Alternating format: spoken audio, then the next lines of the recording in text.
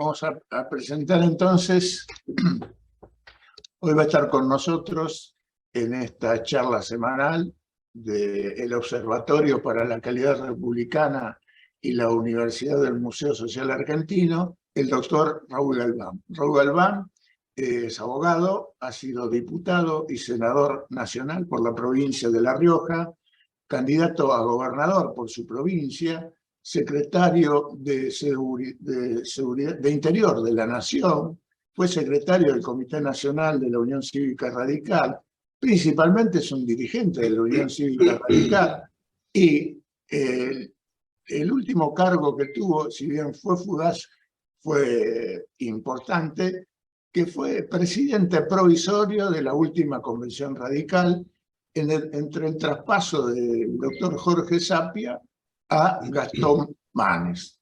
Así que hoy Raúl Galván nos va a charlar un tema que está muy en boga, que es Balbín y la Unión Nacional. Ese tema que ha estado siempre íncito en la encarnadura radical, que no es más que cumplir lo que dice el mandato constitucional. Bueno, Raúl, este sitio, esta sala del Observatorio para la Calidad Republicana y la UNSA son tuyos. Bienvenido y te escuchamos con muchísima atención. Bueno, muchísimas gracias.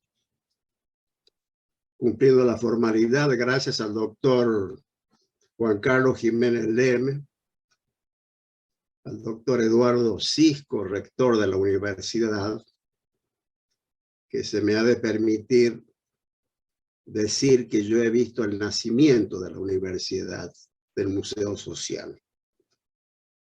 En 1957-58, lo conocí al doctor Garbarini Islas y sobre todo al doctor Carlos Bernaldo de Quirós, que él tuvo la generosidad de brindarme su amistad a pesar de mi juventud.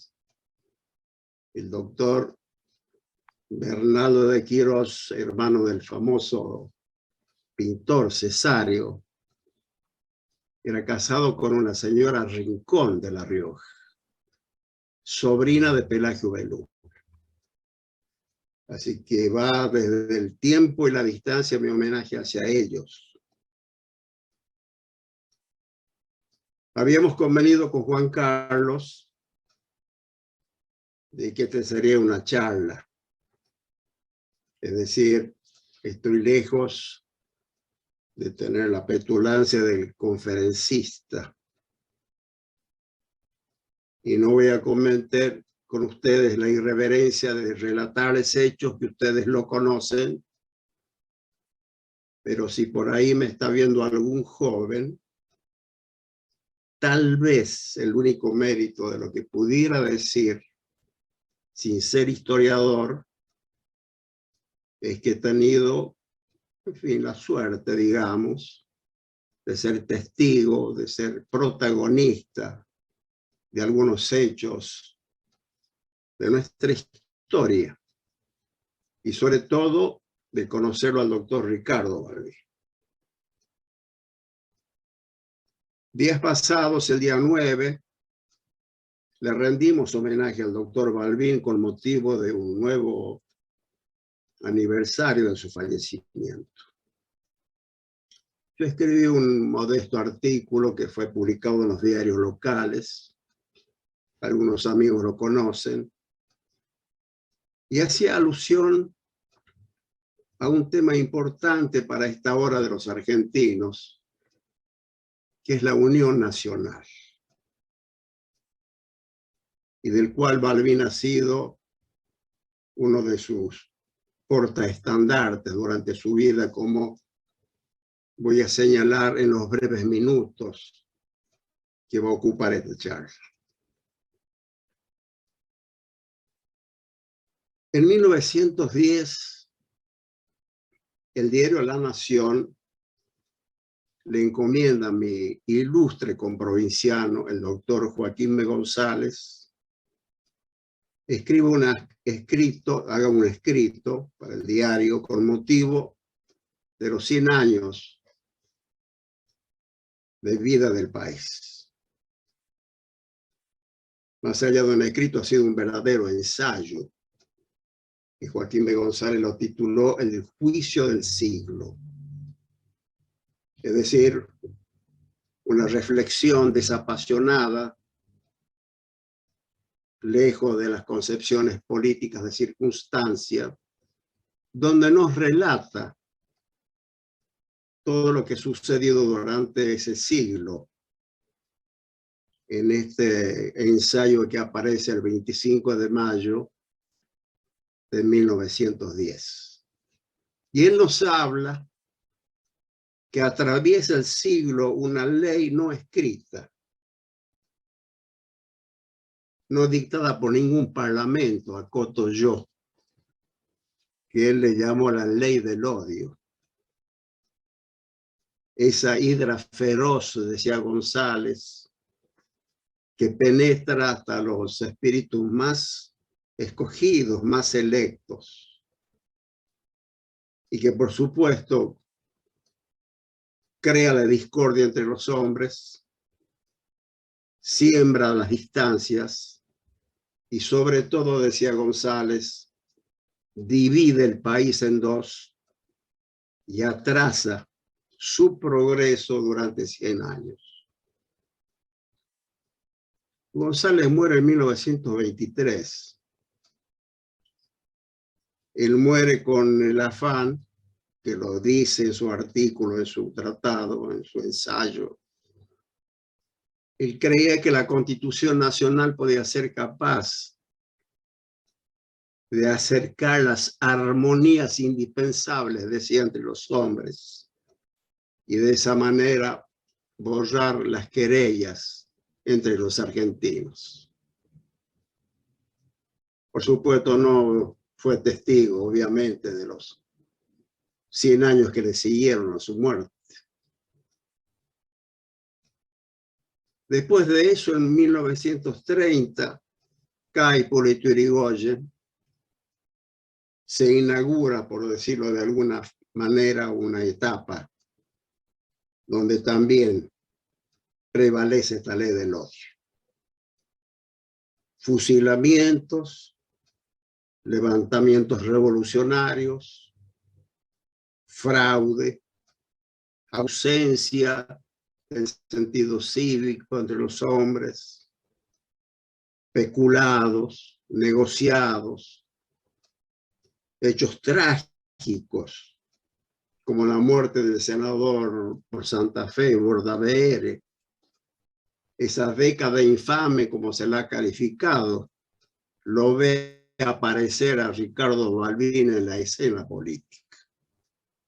Porque a la caída de Hipólito Yrigoyen, toda la dirigencia de la Unión Cívica Radical fue detenida, y entre ellas a un recién afiliado, el prestigioso escritor Ricardo Rojas. Una década asignada por el suicidio de Leandro de la Torre, y que culmina con la muerte de Ortiz, con la muerte de Alvear, esa década. Balbín fue electo diputado provincial en 1931, elecciones que fueron anuladas por el régimen. Fue electo nuevamente diputado provincial por la provincia de Buenos Aires, obviamente en 1940, que él renuncia a la banca para no convalidar el fraude. Se cierra de esa manera sucintamente esa década. El 4 de junio viene el golpe, dada por el GO en 1943. Un gobierno de facto transitorio, elecciones en 1946, el 24 de febrero, si mal no recuerdo, y aparece en la escena política un nuevo personaje de la historia, que es el peronismo. El coronel Perón, que asume la presidencia con el Partido Laborista, al año lo convierte en Partido Peronista. Un gobierno hegemónico de un gran consenso social que, a mi juicio, objetivamente, con el tiempo lo va convirtiendo en el populismo. Las libertades estuvieron muy cercenadas, casi suprimida la libertad de prensa, como ustedes saben, como muchos conocen, clausura de diarios. Y empezó este rostro, como decía González, morboso del odio nuevamente. Se empieza a gestar el peronismo y el antiperonismo. En esa década, en 1945, Ricardo Balbín, junto a otros prestigiosos dirigentes como Levenson, Sabatini, Ilía, forman el movimiento de intransigencia y renovación. Es decir, la nueva fisonomía de este histórico partido. En 1946, Balbín es electo diputado nacional. Y además elegido presidente de aquel prestigioso bloque llamado de los 44. Esta era la oposición férrea al peronismo, al gobierno. Rotunda, tajante, abierta. El enfrentamiento era evidente, por supuesto. Se producen las expulsiones de varios diputados, entre ellos San Martino, Rodríguez Araya, Santander. Y también le llega la hora a Ricardo Balbín, al presidente del bloque. Yo, leyendo el discurso, el último discurso que dice Balbín, cuando deja la banca, me emociona. Me imagino que hubiera sido a escucharlo cuando él es conducido prácticamente al llano y a la cárcel. A Balbín le siguen 14 procesos. Está preso en San Nicolás, en Rosario, y termina en Olmos, donde estuvo detenido 9 meses. Es decir, esto va marcando un distanciamiento enorme entre Balbín y Perón, es decir, entre el oficialismo y la oposición, entre el gobierno fuerte y la oposición recia. Una grieta de ese tiempo. Es el peronismo y el antiperonismo. El 55, por supuesto, marca la caída de Perón. Viene el gobierno de facto. Esa expresión de Lonardi, ni vencedores ni vencidos, no sirve para nada. Un peronismo proscripto, Perón en el exilio. Las Fuerzas Armadas tomando un protagonismo sustancial en la escena política. Entonces, el desencuentro permanece.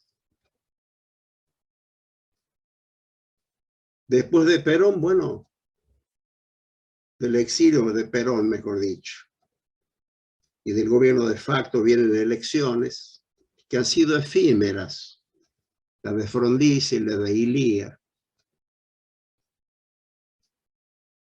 Y la figura de Balbín fue, después de ser excarcelado, sustancial en la escena política de la nación. Por supuesto que después vienen los gobiernos autoritarios después de Ilía, el de Juan Carlos Onganía, el dictador, un gobierno corporativo, suprimió los partidos políticos. Ahí donde yo en la época del 60 lo conozco a Ricardo Balbín. Estábamos proscriptos y Balbín siempre luchando por el derecho, por la Constitución, por las instituciones, hasta que valga la síntesis, en 1970 aparecen los primeros contactos entre Perón y Balbín, a través de su delegado personal que tenía Perón en la República, en el país, Jorge Paladino. Y se forma la llamada Hora del Pueblo, es decir, un acuerdo, un documento entre la Unión Cívica Radical, el Partido Justicialista, cuyos derechos los reivindica Arturo Illia en su gobierno, la Democracia Cristiana, el Partido Popular, Conservador Popular y el bloquismo. Así se abre la instancia democrática de 1973. Yo voy a tratar de ser lo más sintético posible porque ustedes conocen lo que ha sucedido a partir de esa época, pero yo quiero señalar algo que yo lo he conocido personalmente y lo he vivido y hasta diría lo he sufrido en cierta manera. Se abren los comicios, 11 de marzo del 73, si mal no recuerdo, gana la fórmula Cámpora, Solano, Lima. Acá vienen las paradojas de la historia. Cámpora fue presidente de la Cámara de Diputados cuando lo expulsan a Balbín.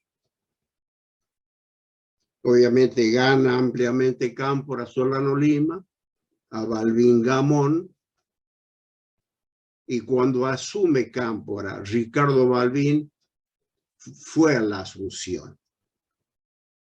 Ustedes me van a permitir la autorreferencia que hago. En 1973 yo fui electo diputado nacional por La Rioja. Y yo lo acompañé al doctor Balbín cuando estuvo en la Asunción de Cámpora, el 25 de mayo. Es decir, un gesto democrático de aquel que había sido derrotado en las urnas. Recuerdo que después del juramento, en un acto multitudinario que sería motivo de otra charla, nos fuimos a almorzar con el doctor Balbín en el Lucense, un restaurante que era de su preferencia, que estaba o está en Belgrano, casi Callao. Un español, amigo de Balbín, nos abrió ese día para que almorzáramos un grupo de amigos. Fue también efímero el gobierno de Cámpora, pero antes de eso, el año anterior, en 1972, que eso debe señalar si lo debo hacer antes de proseguir, se produce para mí el acontecimiento político que para nosotros los radicales al menos es el más importante de aquella época. Es el encuentro de Perón y de Balbín. Balbín, aquel que fue preso por aquel que estuvo en la cumbre en su momento, acortó distancias, olvidó agravios, se estrecharon en un abrazo y los dos borraron la antinomia de peronismo y antiperonismo. Ese es el mérito que tiene el acontecimiento del 72. Cuando Perón vuelve y a la renuncia forzada de Cámpora, todos sabemos que gana las elecciones en la fórmula Perón-Perón, contra Balbín de la Rúa. Yo aquí voy a contar algo que no todos conocen, supongo. Perón le ofreció a Balbín 3 ministerios. Me van a permitir la breve anécdota, estando yo en el bloque. Leopoldo Suárez, el doctor Leopoldo Suárez, que fue ministro del doctor Illia de Defensa, me toma del brazo una mañana y me dice, anoche tuvimos una reunión en casa, me dice. Estuvo Balbín, Pugliese, Vanoli. Y yo, por supuesto, es decir, él. Perón nos ofrece 3 ministerios.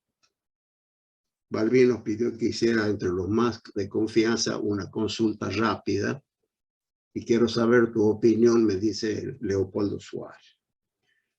Mire, doctor, yo creo que es un error aceptar porque el país se va a quedar sin oposición.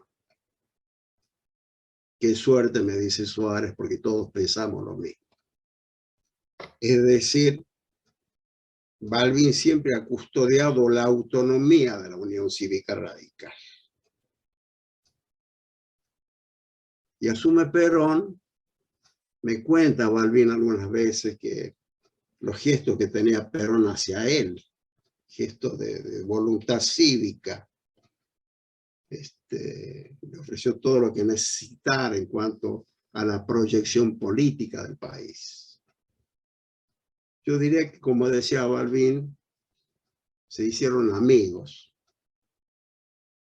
Obviamente que ese tramo de la cordialidad entre esos dos personajes de la historia, estos próceres políticos de la historia, ha durado poco.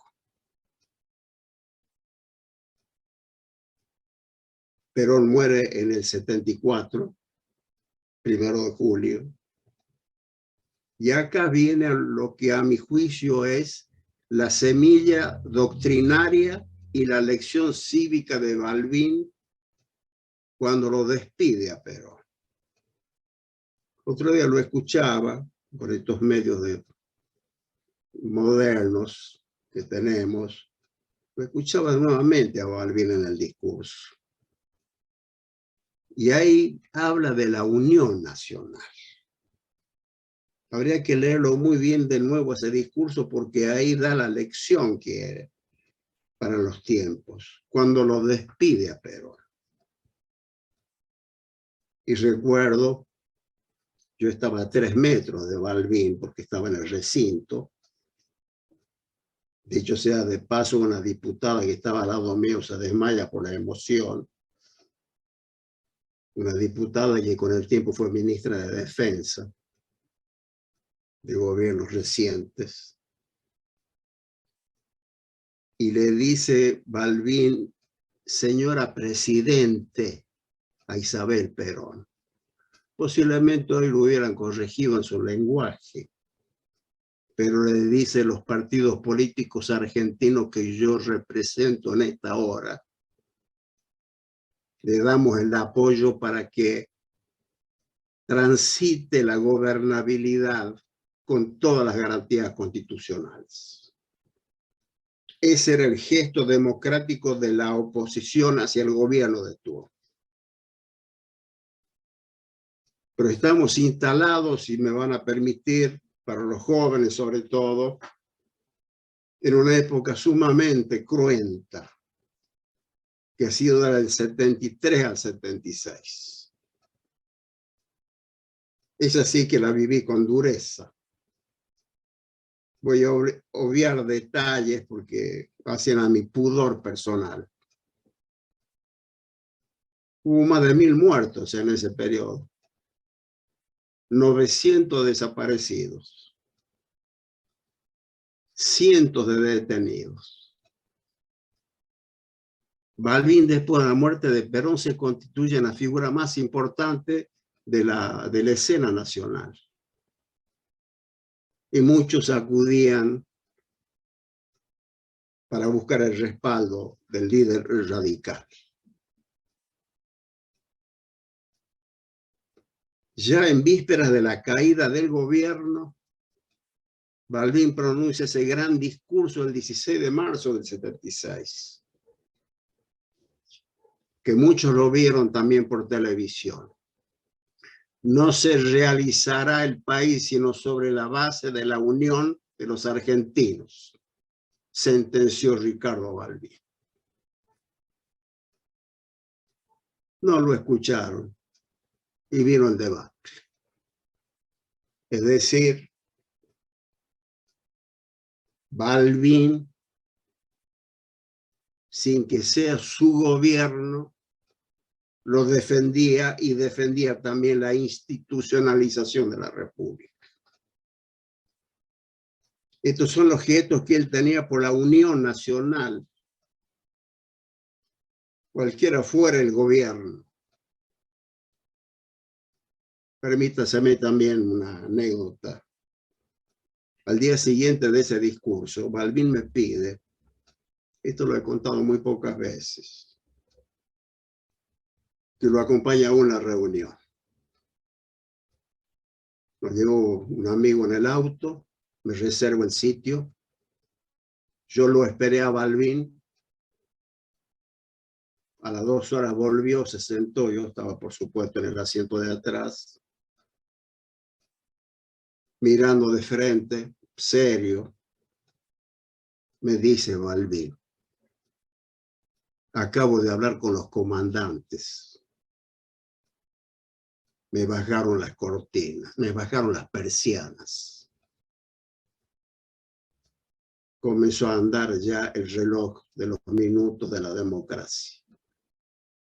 Cuídese en las próximas 72 horas. Y de ahí nos fuimos también, como una costumbre, a cenar en el restaurante que ya les mencioné anteriormente. Vino el 24 de marzo. De nuevo se abre profundamente la herida entre los argentinos. Peor que antes. El enfrentamiento de Montoneros y el LERP y las 3A fue terrible. Les cuento una anécdota insólita que me viene a mi memoria en este momento. La Cámara de Diputados, la presidencia, nos proveyó a cada diputado de una pistola 9 milímetros, que nos descontaba por la dieta. Andábamos todos armados. Recuerdo que Horacio Sueldo, que era un gran dirigente de la democracia cristiana, tenía las 9 milímetros y andaba con un revólver. Era terrible. Bueno, mataron 2 diputados, Ortega Peña, el diputado de San Juan. La violencia era terrible, los debates muy, muy fuertes. Yo obvio detalles, pero hubo un debate donde se exhibieron armas en el recinto, a raíz de un incidente donde yo también protagonicé ahí. Sí, bueno, obvios detalles. Esto lo traigo a colación porque no tengo el poder de la síntesis que revele o que revela la crudeza del enfrentamiento de esa época. Y quisiera que algún muchacho me escuchara y me comprendiera. Porque escucho voces actualmente que tratan de volver a aquella época. Voces de personajes que ya están maduros, que yo los conocí también por otras circunstancias, y que tratan de reivindicar aquella época de los años 70. El 24 de marzo tiene otro escenario. Yo me vine a La Rioja.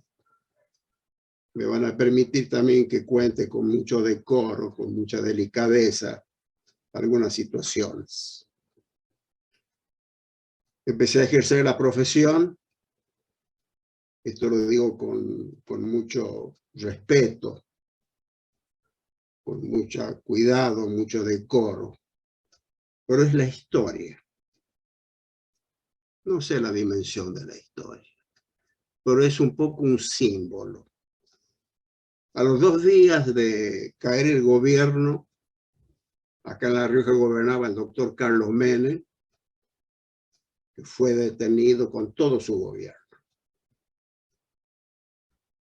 Y estas disculpas que pido, por respeto a la señora Zulema de Yoma, me buscó para que yo hiciera la defensa del doctor Carlos Menem.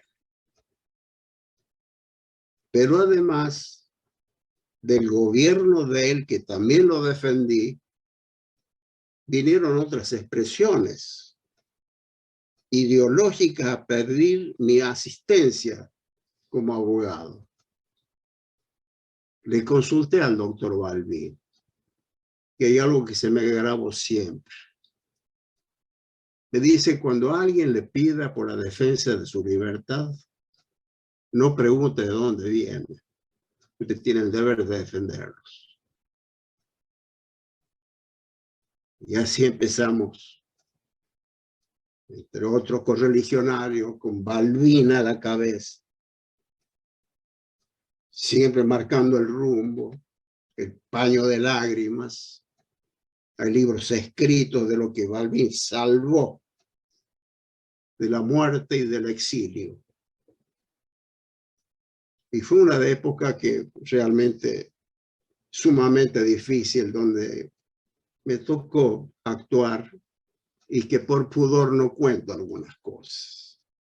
Pero sí digo que el 7 de abril de 1977,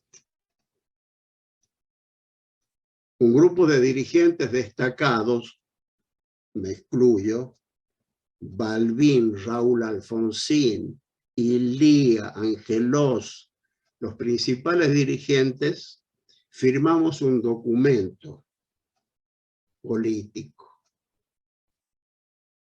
justamente haciendo alusión por un compromiso nacional, se llamaba, que Balbín lo publica en adelante, el diario que él dirigía y que fue reproducido por otros medios. Esto trajo como consecuencia sendos procesos a la mesa directiva, porque en 1974, discúlpenme el desorden a veces de mi memoria, Balbín es electo presidente nuevamente del Comité Nacional en octubre del 74. Y es donde yo tuve el privilegio de ser elegido secretario de la mesa de 7 miembros, incluido Balbín. Esto me permitió conocerlo más de cerca, don Ricardo Balbín, porque lo acompañé en varias de sus giras. Entonces, este 24 de marzo y sus secuelas y la dictadura feroz, tremenda, trajo como consecuencia a raíz de este documento el procesamiento de la mesa directiva por los jueces Sarmiento y Gillette. Disculpen el exceso porque no tiene importancia, pero es un detalle nada más. A mí me llevaron esposado.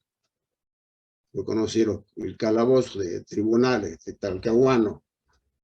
Pero era un detalle. Pero lo importante, Balbín fue detenido en San Luis, en San Isidro y en Córdoba, junto a Ilía y Angelos. Es decir, cargado de años. Seguía conociendo la cárcel, este sembrador de la paz. Yo no quiero, me decía, que se mate un solo muchacho más en el país. Y por eso recorría todos los sitios. La última vez que vino a La Rioja, esto también debo testimoniarlo, el 20 de noviembre de 1977, le hice una pregunta que no me animaba a decírselo. Balbín era mayor que yo. Le quiero preguntar algo, doctor, que hace mucho quiero preguntar y no me animo. Pregunta lo que quiera, me dice. En una cena partidaria, nosotros podíamos hacer las reuniones clandestinas, pero sentados, porque la policía, quien siempre nos vigilaba, no permitíamos que nos paráramos para hablar. Balbín se paraba siempre. Entonces le dije a Balbín, doctor, ¿es verdad que Perón quiso que usted lo acompañara y que fuera su sucesor? Sí, es verdad, me dice. Pero había que cuidar el partido, me dice.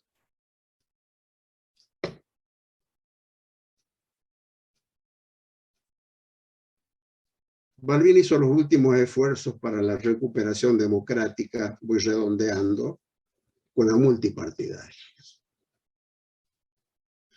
Es decir, con los partidos políticos, el esfuerzo de volver al sistema democrático, porque ya se estaba agotando la dictadura militar.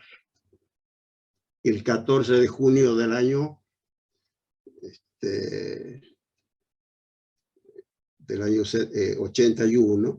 81, se firma el documento entre los principales partidos políticos de Argentina. Voy terminando por el tiempo.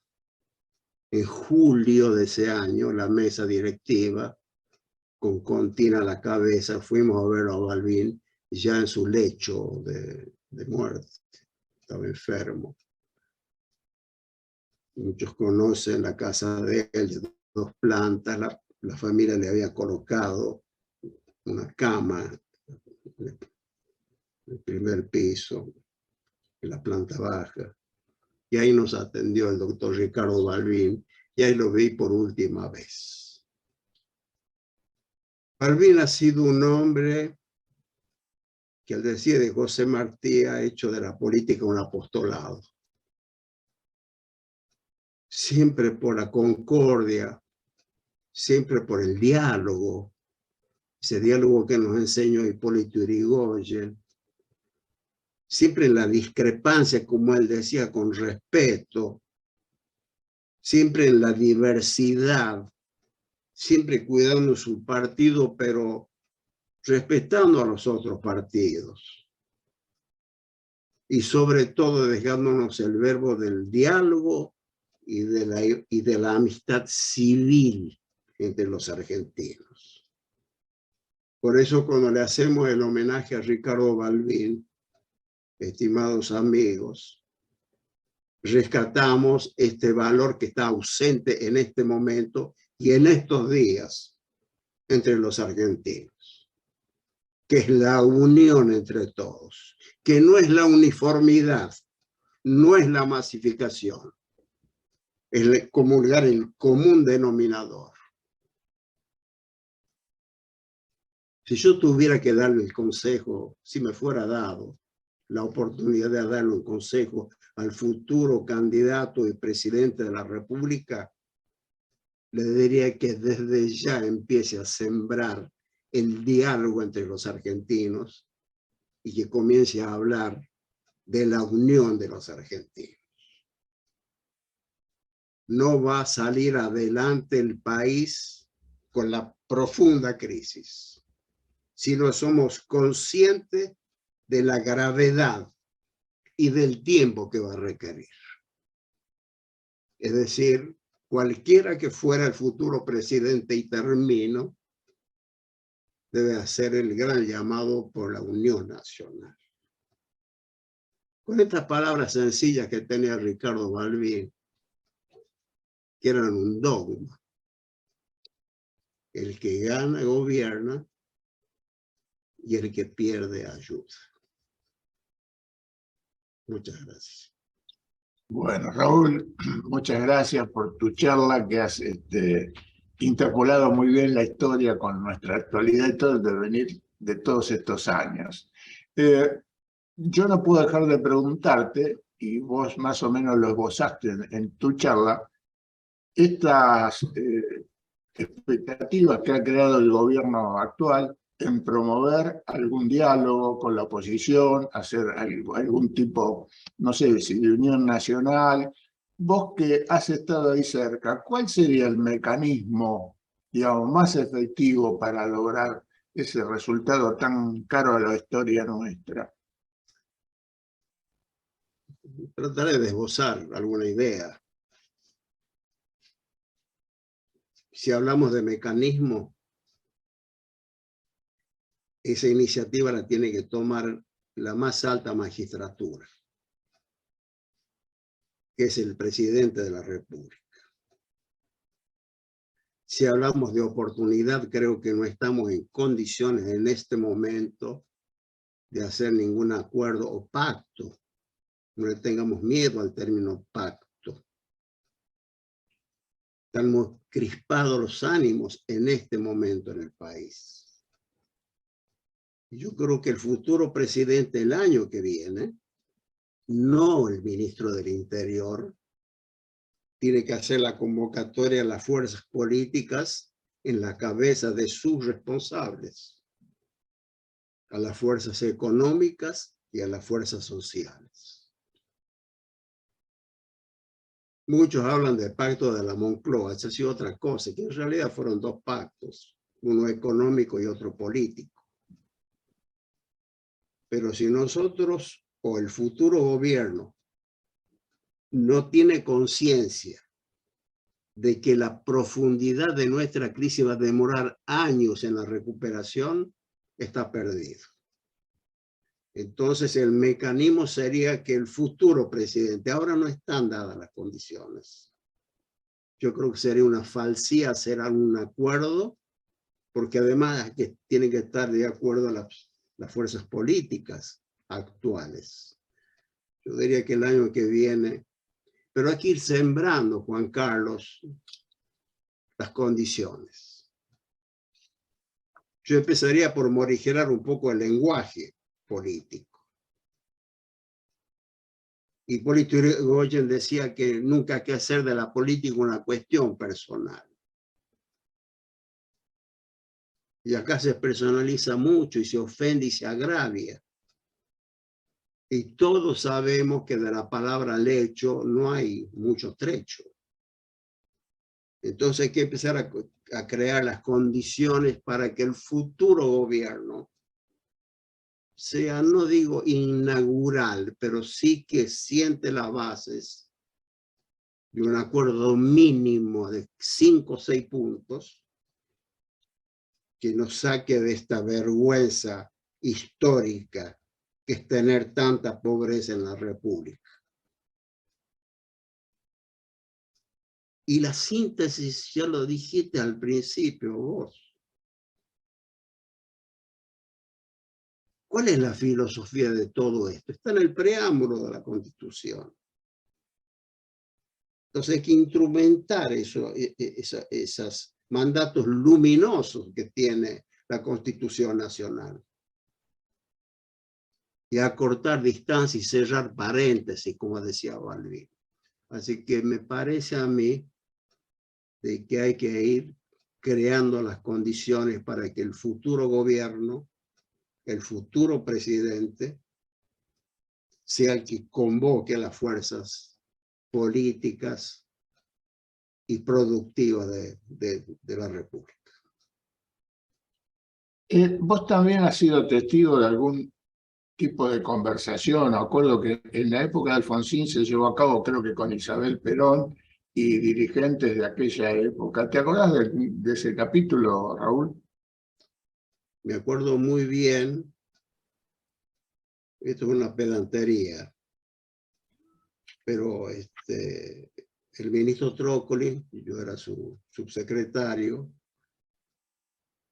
bueno, me pidió la colaboración en la redacción de un documento que dice mi honradez, que también participó el doctor Lavac, dirigente destacado del peronismo. Ese documento lo firmó el presidente Alfonsín, con su gran ministro del Interior Trócoli, Arturo Frondizi, Isabel Perón, Simón Lázaro y Romero Félix, entre otros destacados dirigentes de esa época. Pero lo pudo hacer Alfonsín,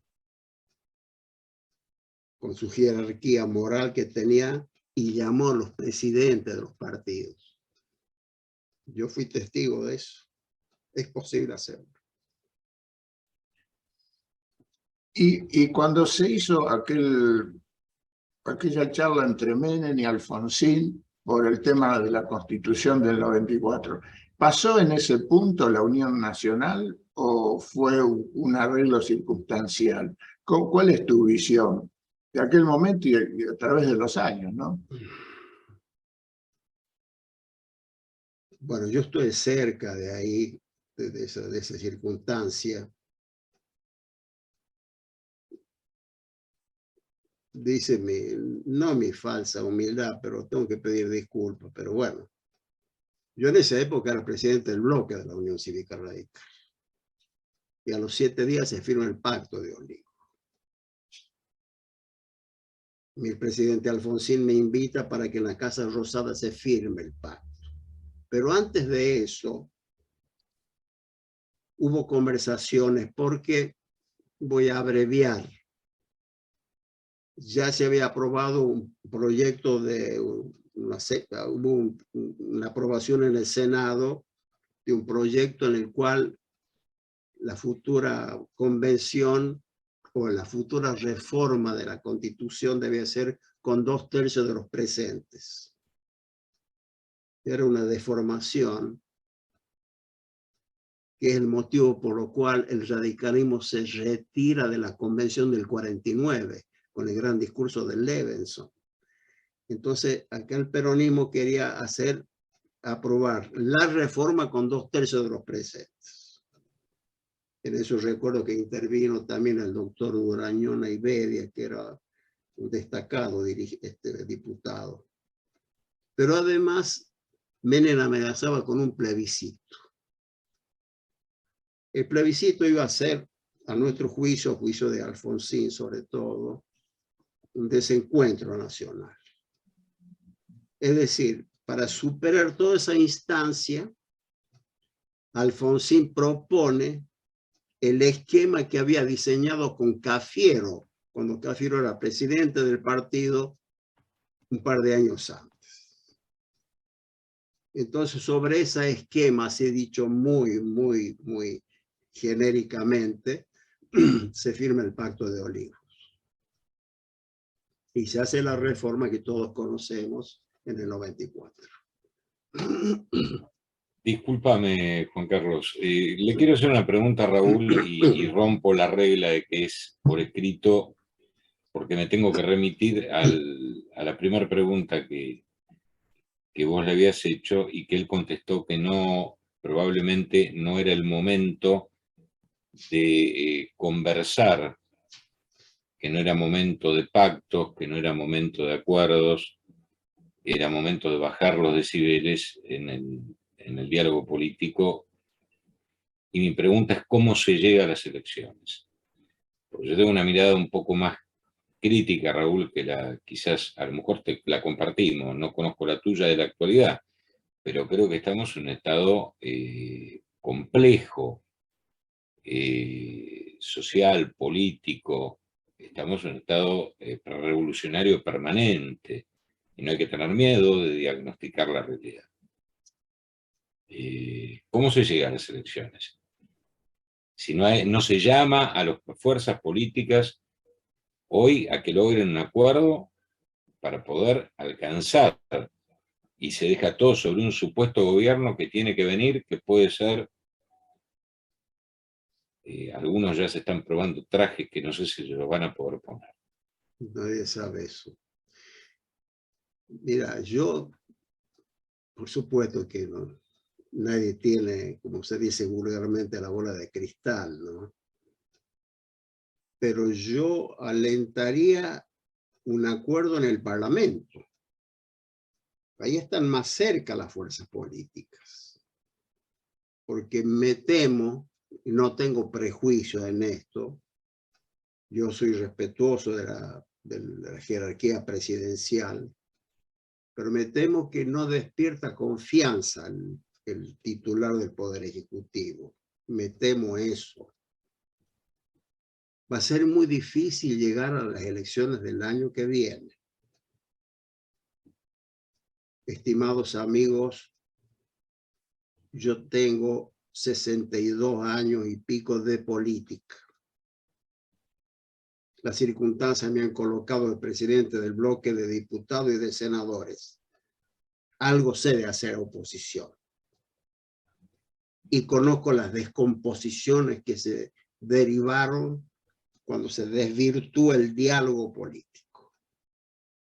Y me dice la experiencia, me parece a mí, que es en el Parlamento donde se deben ir cultivando estos mínimos acuerdos para llegar al comicio del año que viene. la situación económica, a mi juicio, y esta película ya la vimos, si se me permite la vulgar expresión, es muy difícil con actores que están volviendo su espalda o su mirada a los años 70, es decir, va a ser muy difícil llegar a esa situación. Yo diría entonces que frente a la desconfianza de las fuerzas políticas actuales con el presidente de la República, y quiero ser objetivo, me parece que hay que cultivar en el Parlamento los acercamientos indispensables para custodiar la democracia y para que lleguemos bien al comicio. Que dicho sea el paso, nadie sabe quién va a ser el presidente de la República. Nadie sabe. Nadie creía que Boric sería presidente en Chile, de Pedro que sería presidente en Colombia, de Castillo que es presidente del Perú. Nadie sabe eso, así que eso, como decís vos, de ponerse el traje, yo diría que esperen un poquito. Hay que plancharlo primero. Bueno, no sé si te querés hacer alguna otra consideración sobre el presente, Raúl, que este ha sido muy importante, por supuesto. Por supuesto, como todos ustedes, como todos nosotros, muy preocupados. Sobre todo una circunstancia que es ineludible, el atentado a la señora vicepresidenta. Esto también crea una tensión. Yo no quiero calificar ni juzgar, pero indudablemente que ha tenido resonancias políticas que han excedido el ámbito hasta partidario, diría yo.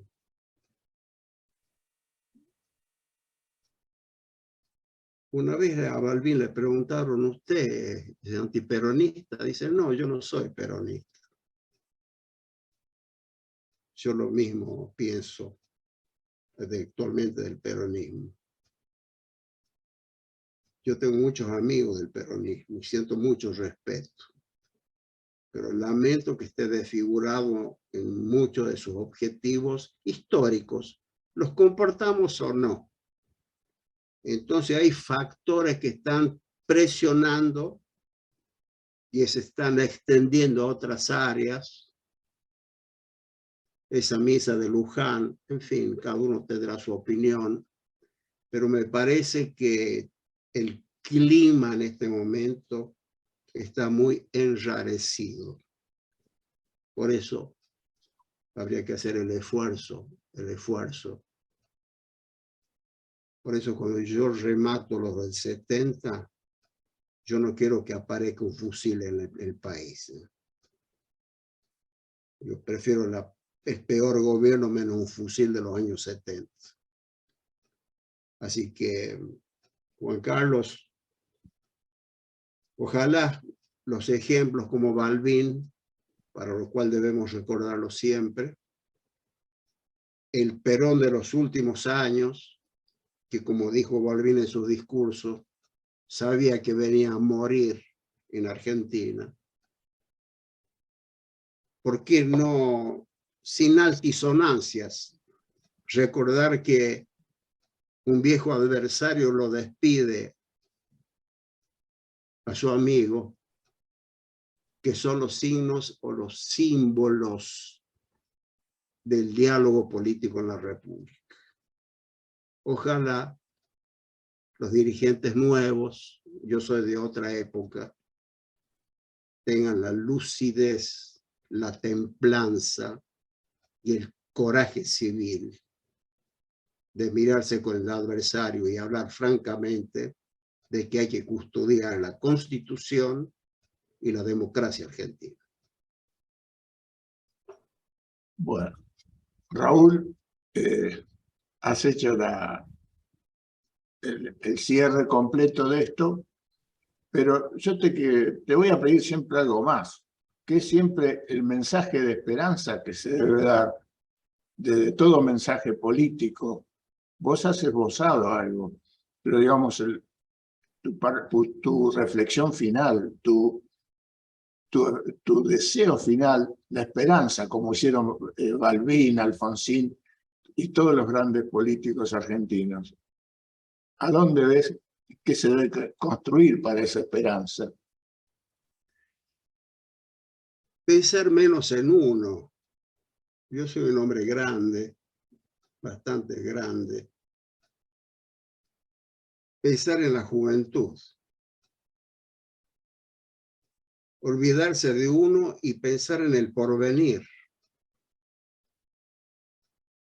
Yo siempre acudo a la lección de optimismo de Joaquín B. González. Recrear un poco los sueños. La política no es el arte de aparecer maquillado en la televisión. Es una actitud que se tiene para servir a los otros. Hacer un poco más de sacrificio, no en aras del propio partido, sino de la convivencia política.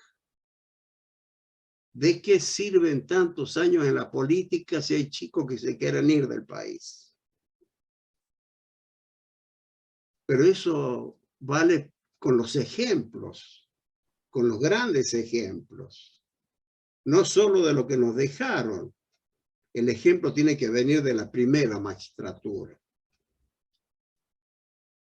Entonces, mirar hacia el futuro creo que es la tarea que nos compete a todos. Juan Carlos, yo tengo 86 años.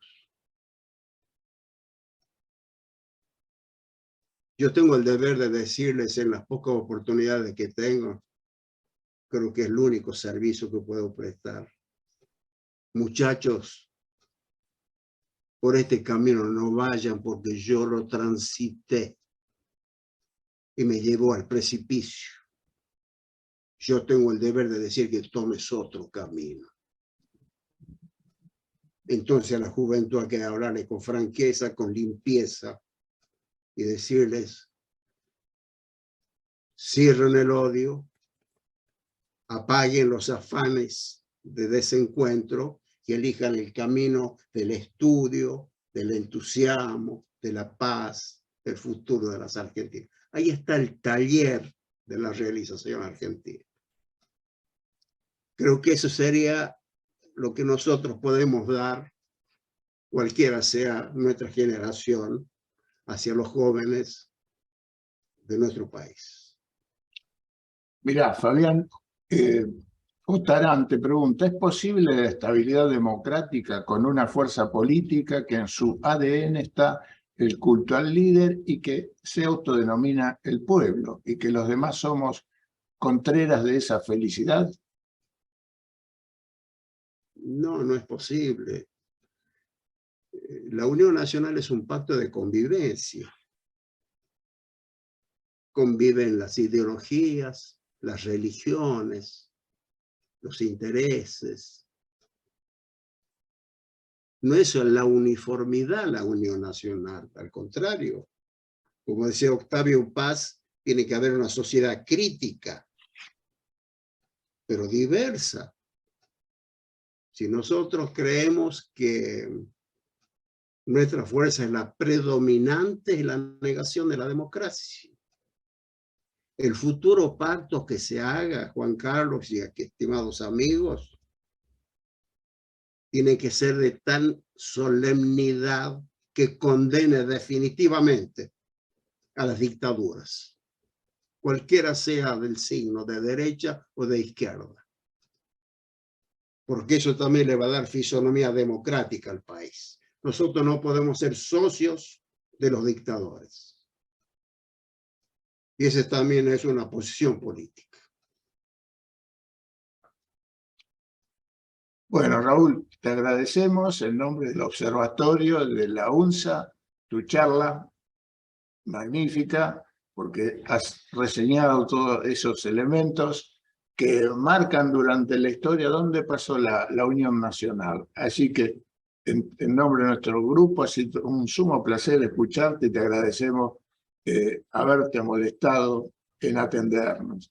Esta charla va a ser difundida por YouTube y en el canal del Observatorio para la Calidad Republicana para el que lo quiera consultar. Gracias, Raúl Galván. Gracias. Gracias, Raúl. Buenas noches. Muchas gracias a ustedes. No, Gracias, Raúl. Por la A vos. tolerancia, por la paciencia y por la de ninguna comprensión. manera. Muy bueno, excelente exposición. Felicitaciones, doctor. Muchas gracias. Y si Dios quiere nos veremos en octubre por allá, Raúl. Ah, lo estamos esperando. Vamos a llevar el libro. Juanjo, sí. Bien. Sí, Juanjo, sí. con mucho gusto. Hoy hablé con Juanjo. Bueno. Así que lo Sí, estamos ya están esperando. fijando fecha, sí. El 27 de octubre. Exactamente. Bueno, Con nos mucho vemos. gusto lo esperamos. ¿Cómo no? Un gran abrazo. Lo mismo. Bueno, Y Mercedes. gracias a la universidad y al observatorio. gracias, Guillermo. Bueno, buenas noches a todos. Gracias, Luis, Oscar, Guillermo, queridos amigos, por la atención dispensada. El amigo Torre ha pasado otra charla muy fructífera hoy. Buenas noches. Buenas noches, gracias, doctor Galván. Muchas gracias a ustedes.